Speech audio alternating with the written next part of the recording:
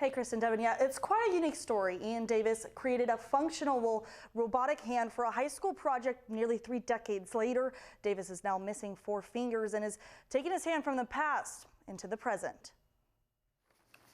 Someday I'll frame it.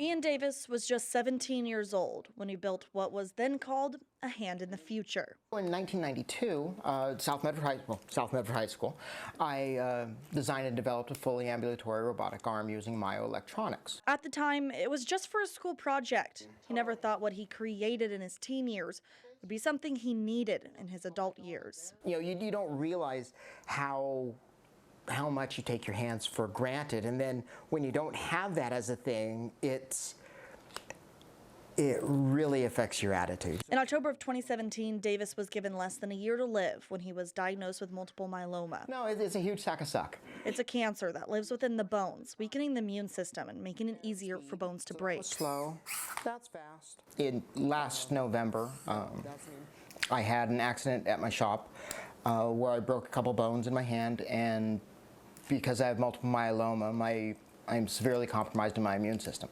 So it went from, you know, getting pins to you're not healing to bone infection, blood infection, septicemia, you're going to die. In order to save his life, doctors had to amputate 4 fingers on his dominant hand. As an engineer, the idea of not using his hand wasn't something he could grasp.